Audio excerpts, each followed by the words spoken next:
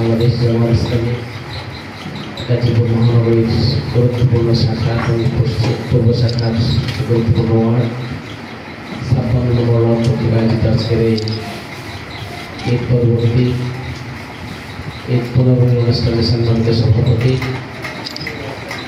ABM Saifullah ভাই,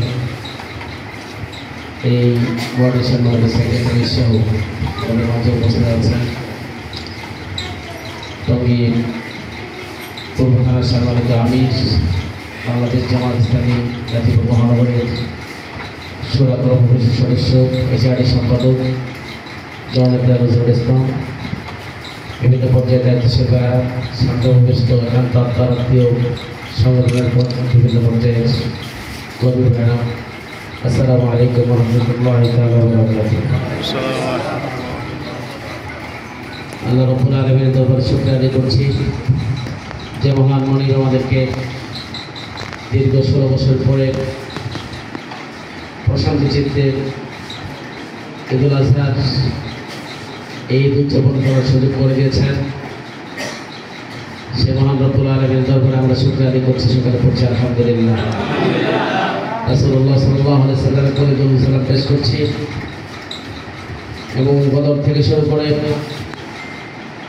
আজ পর্যন্ত 24-এ এই বিপ্লবে যারা জীবন দিলেন তাদের সকলের মর্যাদা বৃদ্ধি করার দোয়া করে আমি সংক্ষিপ্ত পরিসরে একটি কথা বলতে চাচ্ছি। সম্মানিত ভাইরা, যে ঈদে আমরা আজকে ঈদ উদযাপনের পরে আজকে ঈদ পুনর্মনে করছি, এই ঈদ হলো ঈদুল আজহা, হলো ত্যাগের মহিমার উদ্ভাসিত হওয়ার একটা বিষয়ের মধ্য দিয়ে আমরা এই উদযাপন করলাম। যে আমাদের জাতির পিতা হযরত ইব্রাহিম আলাইহিস সালাম